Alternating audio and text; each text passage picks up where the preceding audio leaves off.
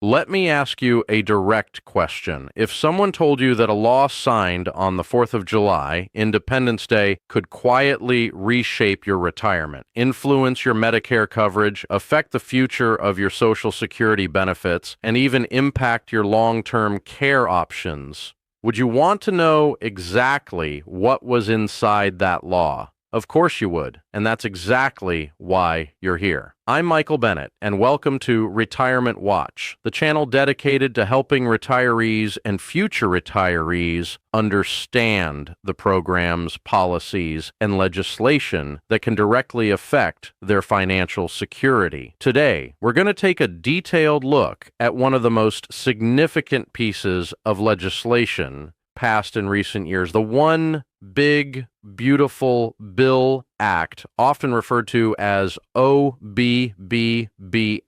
On July 4th, 2025, President Trump signed this legislation into law after months of debate in Congress. Supporters described it as a major tax relief package designed to stimulate economic growth and provide benefits to American households. Critics argued that some of its provisions could create long-term challenges for federal programs that millions of retirees depend on. Regardless of where anyone stands politically, one thing is clear. This law has implications for virtually every American over the age of 50. Some provisions may put more money back into your pocket through tax savings. Others could influence the long-term financial outlook for Social Security, Medicare, and Medicaid. By the end of this video, you'll understand what this law contains, how it was passed, what benefits it may provide to retirees, what concerns experts have raised about its long-term effects,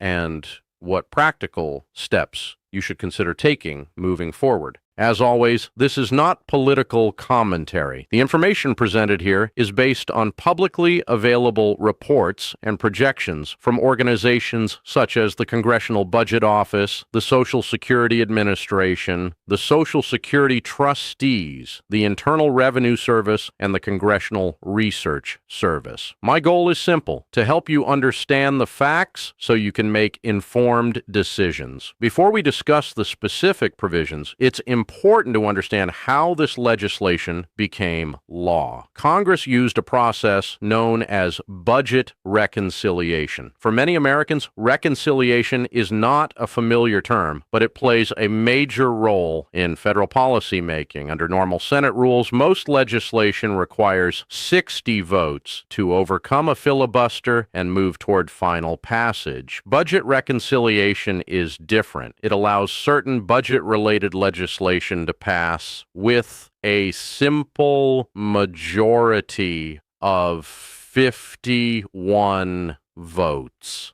That procedural difference can have enormous consequences because it enables major legislation to pass even when Congress is deeply divided. In the House of Representatives, the bill passed by a narrow vote of 218 to 214. In the Senate, it passed 51 to 50, with the vice president casting the tie-breaking vote. The legislation then returned to the House for final approval before being signed into law on July 4th, 2025. Understanding those narrow margins is important because it highlights how significant and controversial many of the provisions were.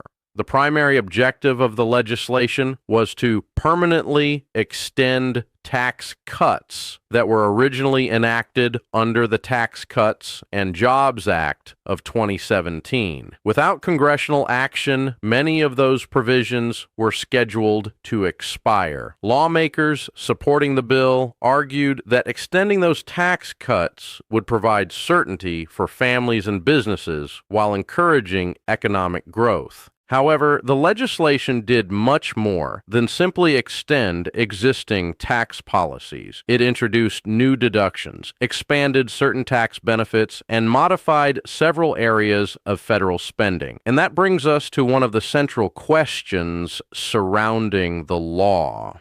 How do you pay for large tax reductions? According to estimates from the Joint Committee on Taxation and the Congressional Budget Office, the tax provisions contained in the legislation are projected to increase federal deficits by approximately $3.5 trillion over the next decade. To offset part of those costs, lawmakers included spending reductions affecting several federal programs, including healthcare and social assistance programs. For retirees, those spending changes may ultimately prove just as important as the tax benefits themselves. Let's begin with what many seniors will likely notice first: the new tax deduction for older Americans. One of the most widely discussed provisions of the law is the creation of an additional $6,000 deduction for taxpayers age 65 and older. Beginning with tax year 2025, eligible seniors can claim this deduction in addition to existing deductions already available under federal tax law. For married couples filing jointly, where both spouses are age 65 or older, the deduction can reach $12,000. For many retirees living on fixed incomes, this provision could provide meaningful tax relief. Consider a retiree receiving Social Security benefits, pension income, and withdrawals from retirement accounts. By reducing taxable income, the deduction may lower overall federal tax liability and, in some cases, reduce or eliminate taxes owed on Social Security benefits. Administration estimates suggest that a large percentage of retirees could effectively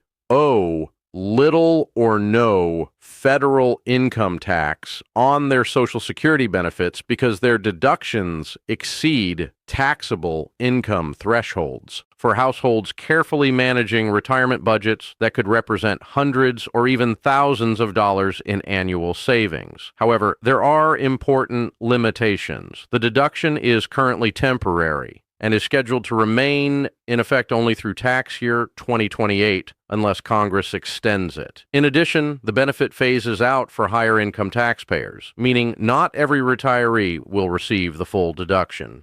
As with any tax provision, individual circumstances matter. Income sources, filing status, and overall financial situations will determine the actual benefit received. Beyond the senior deduction, the legislation includes several additional tax provisions. The SALT deduction cap was increased, allowing certain taxpayers to deduct more state and local taxes than previously permitted. The law also creates temporary tax advantages related to tips and overtime income, provisions that supporters argue will benefit workers across multiple industries.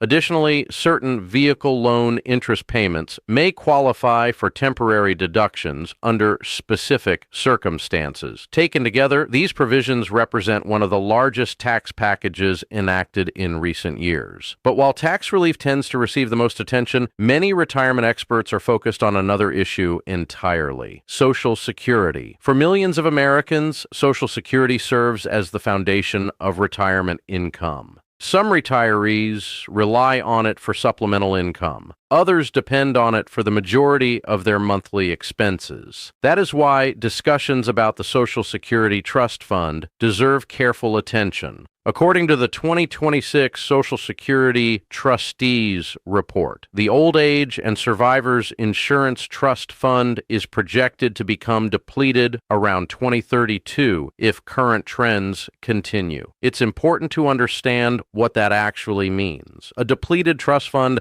does not mean Social Security disappears. Payroll taxes would continue flowing into the system, and benefits would continue being paid. However, without legislative changes, incoming revenue would likely be insufficient to cover all scheduled benefits. Current projections indicate that approximately 78% of promised benefits could still be paid after trust fund depletion. While that may sound reassuring at first, it also implies that beneficiaries could face reductions compared to currently scheduled payments. For many retirees, even a modest reduction could have significant consequences. A decrease of several $100s per month could affect housing decisions, healthcare spending, travel plans, and overall financial security. Why is Social Security facing these challenges? Several factors contribute to the situation. Americans are living longer than previous generations, meaning benefits are paid for more years. Birth rates have declined, resulting in fewer workers supporting each retiree.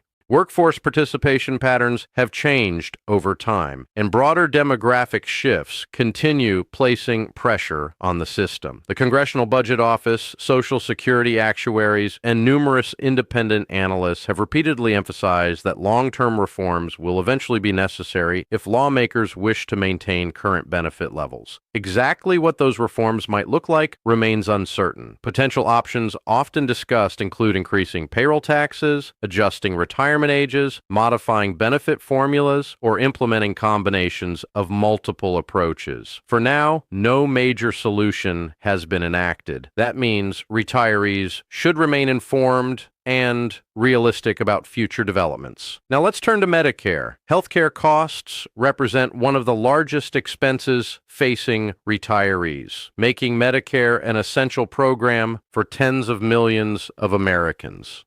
One issue receiving increased attention involves the Statutory Pay-As-You-Go Act, commonly referred to as SPAYGO. Under federal budget rules, legislation that significantly increases projected deficits can trigger automatic spending reductions unless Congress acts to prevent them. Because the One Big Beautiful Bill Act is projected to increase deficits substantially, some analysts have warned that Medicare spending reductions could occur under existing budget rules.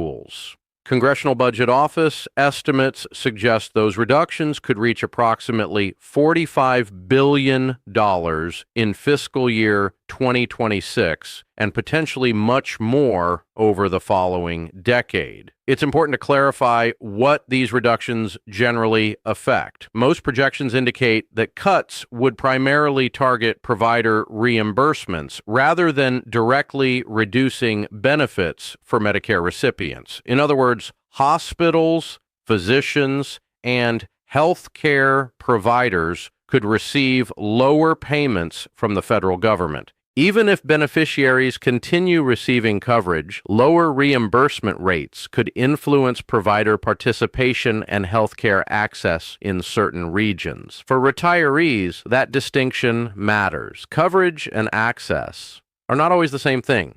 A program may continue offering benefits while provider availability changes over time. That is one reason healthcare policy experts continue monitoring these developments closely. The legislation also includes significant changes involving Medicaid. Many retirees mistakenly assume Medicaid has little relevance to them because they already receive Medicare. In reality, Medicaid plays a critical role for millions of older Americans. It helps many low-income Medicare beneficiaries pay premiums, deductibles, and out-of-pocket healthcare expenses. Perhaps even more importantly, Medicaid serves as the primary payer for long-term care services in the United States. Nursing home care, assisted living support, and certain long-term services often depend heavily on Medicaid funding. As a result, changes to Medicaid can have major implications for retirees and their families. Congressional Budget Office estimates suggest that Medicaid spending could be reduced by hundreds of billions of dollars over the next decade under provisions contained in the legislation. The exact impact will vary depending on implementation, state-level decisions, and future regulatory guidance. Potential changes involve eligibility requirements, enrollment procedures, funding formulas, and administrative processes. For individuals currently receiving Medicaid assistance, or those who may need long-term care support in the future, these developments deserve careful attention. Another area addressed by the legislation involves Medicare eligibility rules connected to immigration status. Certain eligibility categories and verification requirements may change under the new law. While these provisions affect a smaller portion of beneficiaries, they remain relevant for individuals and families navigating complex eligibility situations. Stepping back and looking at the broader picture, a common theme emerges. The United States continues facing long-term financing challenges involving both Social Security and Medicare. Current projections place Social Security trust fund depletion around 2032 and Medicare hospital insurance trust fund depletion around 2033. These dates are projections, not guarantees. Economic growth, demographic changes, legislative reforms, and policy decisions can all influence future outcomes. Most importantly, Congress retains the authority to make changes before those deadlines arrive. History shows that lawmakers have often acted when major federal programs approached financial challenges. Whether similar action occurs in the coming years remains to be seen. So what should retirees and future retirees do right now? First, take time to understand how the new tax provisions affect your personal situation. The senior deduction alone could create meaningful savings for many households. Second, review any Medicare or Medicaid benefits you currently receive and stay informed about future policy updates. Third, consider long-term care planning if you have not already done so. Long-term care expenses can be substantial, and understanding available options before they become necessary is often beneficial. Fourth, continue monitoring developments involving Social Security and Medicare funding. And finally, consult qualified financial, tax, or legal professionals before making major decisions based on legislative changes. The One Big Beautiful Bill Act contains provisions that may provide significant tax relief for many retirees. At the same time, it raises important questions about the future financing of federal retirement and health care programs. Whether those challenges are ultimately addressed will depend on decisions made by Congress in the years ahead. For retirees, knowledge remains one of the most valuable tools available. The more informed you are, the better prepared you'll be to adapt to changes, protect your financial security, and make confident decisions about your future. Thank you for watching Retirement Watch. If you found this breakdown helpful, consider subscribing so you don't miss future updates on Social Security, Medicare, retirement policy, and the issues that matter most to America's retirees. And as always, thank you for spending your time with us. I'll see you in the next video.